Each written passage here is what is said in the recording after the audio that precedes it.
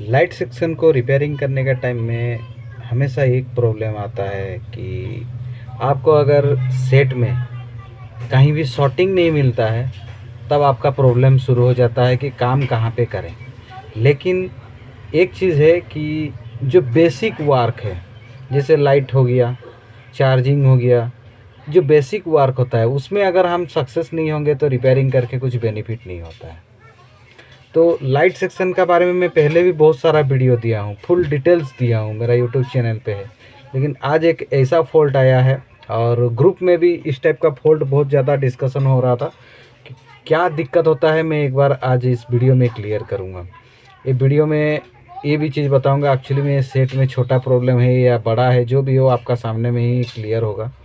और एक चीज़, प्रॉब्लम कहाँ पे होता है और आपको लेट क्यों होता है काम करने में और फॉल्ट फाइंडिंग करने में, उसका रीज़न आज हम ये वीडियो में समझेंगे। तो इसमें जो है लाइट का प्रॉब्लम है, कॉल आ रहा है, जा रहा है, सब कुछ हो रहा है। जा तो नहीं पाएगा क्योंकि लाइट दिख ही नहीं रहा है, चार्जर लगाने से भी आवाज़ हो रहा है, सब हो रहा है, लेकिन बस यही है कि लाइट और ग्राफिक्स का पता नहीं है। तो आप जब ग्रुप में भेजते हैं ना, तो विदाउट चेकिंग करके भेजते हैं। तो एक बार हम इसमें चेक करेंगे कि एक्चुअली में इसमें लाइट सेक्शन का जीआर जो है ओके है या नहीं। पहले एनोड कैथोड का जीआर चेक कर लेते हैं। और एनोड और कैथोड का जीआर का चेक करने का टाइम में कभी कभार ऐसा भी होता है कि बोर्नियो में आपको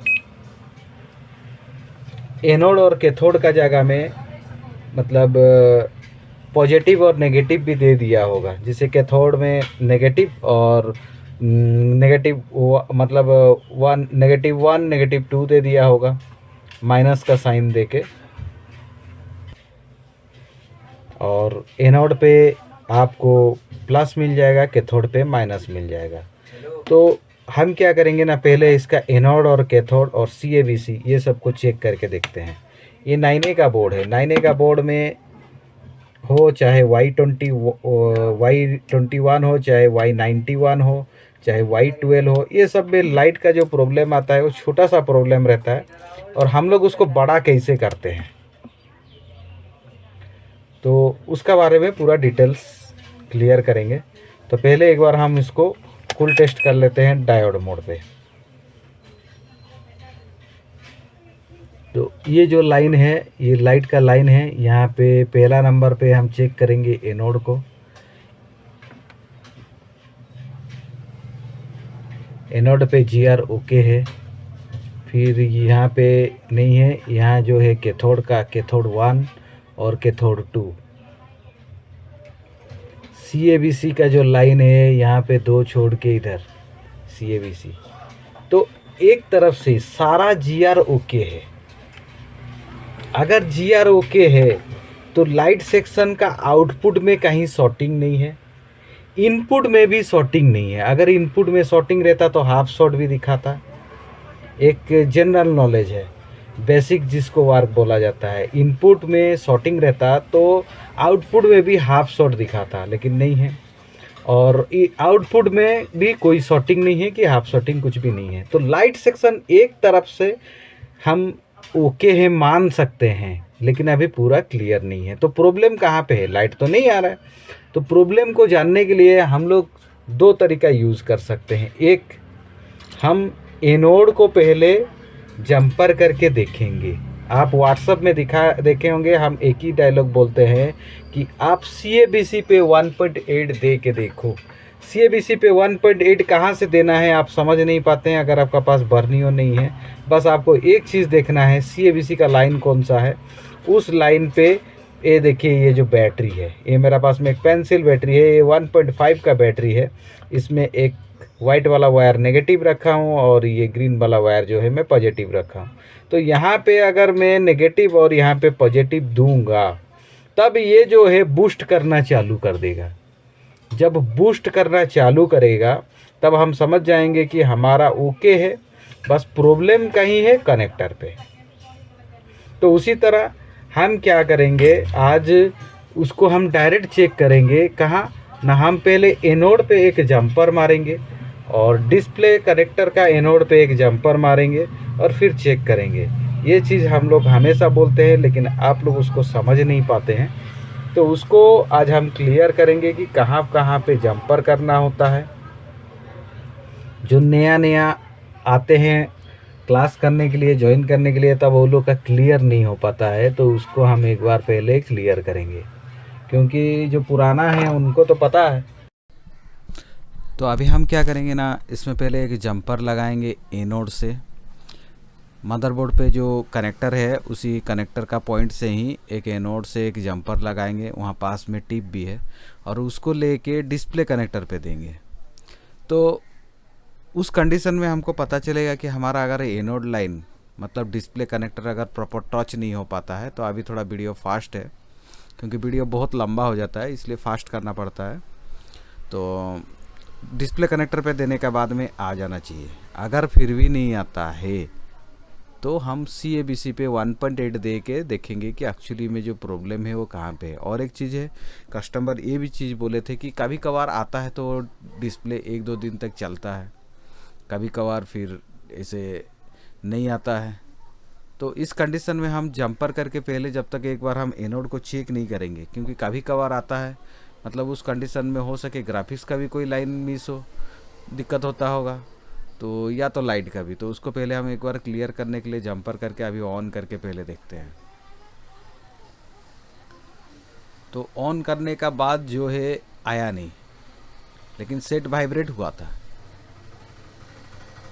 आया नहीं। और डिस्प्ले कनेक्टर को अगर प्रेस करके हम देखेंगे तो एक बार बैटरी को निकाल के फिर से लगाते हैं, और फिर से अगर हम प्रेस करके देखेंगे तो उस कंडीशन में हमको पता चलेगा कि एक्चुअली में प्रॉब्लम जो है वो कहाँ से हो रहा है, कि कनेक्टर से हो रहा है।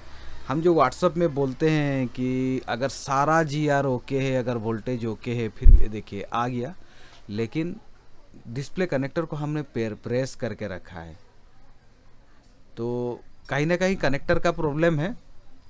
हम 1.8 CABC दे के भी हम देख सकते थे, तो उसमें हमको क्लियर नहीं हो पाएगा। 1.8 CABC देने से हमको एक चीज़ क्लियर नहीं हो पाएगा, कभी आता था कभी नहीं आता था, ये चीज़ क्लियर नहीं हो पाएगा, क्योंकि हमारा बूस्ट वोल्टेज बन रहा है, लेकिन हमारा क्या चीज़ नहीं बन रहा है, लाइट कॉन्स्टेंटली नहीं हो पा रहा है, कभी आता है कभी नहीं आता है, कभी थोड़ा सा झटका लग जाने से कट जाता है। तो उस कंडीशन में कनेक्टर में प्रॉब्लम है, लेकिन उसको सॉल्व कैसे किया जाएगा। देखिए, कभी भी आपको लगे कि सारा ओके है, ये जो SMD मशीन में फॉरवर्ड का लाया था, तो इसका 350 का टेम्परेचर से हम पहले ये जो कनेक्टर है, एक नया एक पुराना डिस्प्ले कनेक्टर हम निकालेंगे। आपको कैसे पता चले कि डिस्प्ले कनेक्टर ख़राब है या मदरबोर्ड का कनेक्टर ख़राब है। आप एक नया डिस्प्ले अगर लगा के देखते हैं, अगर लाइट एक ही दफ़े अगर आ जाता है, कोई दिक्कत नहीं करता है, तो आपका डिस्प्ले कनेक्टर ख़राब है। और अगर नहीं आया तो आपका मदरबोर्ड का कनेक्टर ख़राब है। तो यही से ही कंफर्म हो पाता है। हम पहले डिस्प्ले कनेक्टर को निकाल लेते हैं। देखिए, डिस्प्ले कनेक्टर को निकालने का टाइम में हम एक चीज़, मतलब दोनों ट्यूजर को सटाना नहीं है। अगर आप दोनों ट्यूजर को सटाते हैं ना, डिस्प्ले कनेक्टर आपका बेंड हो जाएगा। नहीं तो आप 350 का टेम्परेचर से निकालने से भी आपका डिस्प्ले कनेक्टर कभी भी ख़राब नहीं होगा। मतलब जो बेंड हो जाता है, फिर वो टूट जाता है बीच में, तो ये सब दिक्कत नहीं आएगा। और SMD जो है आपको देखिए, डिस्प्ले कनेक्टर पूरा क्लियर, जैसे कोई ऐसे नया जैसा पूरा दिख रहा है, क्योंकि राउंड राउंड आप SMD को घुमाते रहेंगे तो कोई दिक्कत नहीं है। अगर एक जगह कांस्टेंट कर दिया तभी वो बेंड होगा, या एक जगह फूलेगा या फैल जाएगा, ऐसा दिक्कत होता है। और एक चीज़ है बेसिक का बारे में, मेरा बहुत जल्द 6-7 दिन का अंदर में बेसिक का वीडियो आ जाएगा, जो कि आपको YouTube पे एक ऑनलाइन क्लास चलाऊंगा, जिसमें कि आपको एक एक दिन छोड़ के वीडियो छोड़ने का पूरा कोशिश करूंगा, जिसमें बेसिक क्या होता है पहले बताऊंगा, एडवांस क्या होता है, और बेसिक और एडवांस क्या होता है उसको भी मैं क्लियर करूंगा। साथ में आप लोग क्यों पैसा दे के एक जगह में सीखने जाने के बाद कहीं ऑफलाइन हो चाहे ऑनलाइन हो फंस क्यों जाते हैं, रीज़न क्या है, उसका भी मैं क्लियर करूंगा। और बेसिक क्यों सीखना ज़रूरी है उसका भी मैं एग्जाम्पल दे के आपको क्लियर करूंगा, ताकि आप लोग समझ पाए। इसलिए चैनल को लाइक और सब्सक्राइब कीजिए, ताकि आपका मैं जो वीडियो पोस्ट करूँ आपको उसका नोटिफिकेशन मिले। तो एक बार हम इसको क्लीन करके फिर उसको लगाएंगे। बहुत बार ऐसा होता है कि हम डिस्प्ले सब ओके रहने के बाद डिस्प्ले कनेक्टर जब चेंज करने को बोलते हैं तो ग्रुप में क्या होता है, वो लोग का माइंड में कन्फ्यूज़न रहता है कि कनेक्टर तो अच्छा दिख रहा है, चेंज क्यों करें। तो मेरा यहाँ क्या, कस्टमर ने खुद बता दिए थे कि कभी कभार आता है कभी नहीं आता है। अब शॉर्टिंग तो नहीं है, कहीं तो हीट नहीं हो रहा है, तो हमने डिस्प्ले कनेक्टर को चेंज करने को सोचा। लेकिन उसका पहले हमने जो है एनोड लाइन पे एक जंपर लगा के देखने को सोचा। लेकिन कॉन्स्टेंटली एक तरफ से देखा जाए, जो हमारा पुराना मॉडल जितना सारा भी है और जिसमें डबल पत्ता रहता है, खास करके जिसमें डबल पत्ता चार्जिंग का सब बोर्ड पे एक पत्ता और वहीं से फिर मदरबोर्ड पे एक पत्ता रहता है, खास करके उसी में ज़्यादातर डिस्प्ले कनेक्टर का बहुत प्रॉब्लम आता है। तो इसलिए लाइट सेक्शन अगर ओके रहे तो आपको हमेशा एक डिस्प्ले कनेक्टर को चेंज करके देखना बहुत ज़रूरी है। मेरा जो टॉपिक है उसमें बेसिक के बारे में बताऊंगा, कंपोनेंट्स भी क्लियर करूंगा, और बेसिक में सबसे मेन चीज़ रहेगा बेसिक सीखना क्यों ज़रूरी है।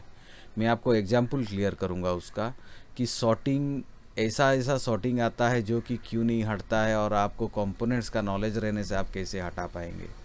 तो अभी सेट को ऑन करने के बाद देखिए डायरेक्टली ऑन हो गया, मतलब हमारा जो काम है वो सक्सेस हो गया।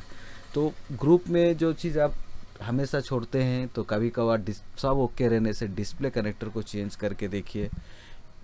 मैं इसलिए ज़्यादा बड़ा फोल्ड का मैं कभी वीडियो बनाता नहीं हूँ, क्योंकि बहुत लंबा हो जाएगा, मेरे को उतना एडिटिंग पता नहीं है। लेकिन छोटा छोटा चीज़ इसलिए मैं बताता हूँ कि जो कि ज़्यादा काम में आता है और रोज़ आपको काम करने मिलेगा। जो बिगनर्स है वो लोग का बहुत फ़ायदा होता है। और 350 का टेम्परेचर में हमने निकाला था, और पीपीडी थोड़ा दे के जब हम बैठा है तो 300 में बैठा है, ताकि कनेक्टर पे हम ज़्यादा देरी तक एसएमडी घुमाने से भी कनेक्टर डैमेज होने का चांस नहीं है। तो आपको भी अगर लगता है कि हमारा कोई भी हार्डवेयर का काम करने का टाइम में अगर दिक्कत होता है, जैसे सीपीयू बैठाना उठाना, क्लीनिंग, ये सब बहुत सारे चीज़ पे अगर दिक्कत आता है ग्लू क्लीनिंग में, तो आप हमारे व्हाट्सएप में जुड़ सकते हैं। व्हाट्सएप में फोल्ड फाइंडिंग भी चलते रहता है, आप जुड़ने से आप लोग को और बेनिफिट भी मिलेगा। और हमारा जो ऑनलाइन क्लास भी चलता है पेड वर्सन, उस पर आप भी जुड़ सकते हैं। फेमस A1 मोबाइल रिपेयरिंग में, उस पर भी आपका बहुत सारा डाउट जो है क्लियर होता है, और लाइव क्वेश्चन पूछने को भी मौका मिलता है, और लाइव आपको क्लास भी दिया जाता है।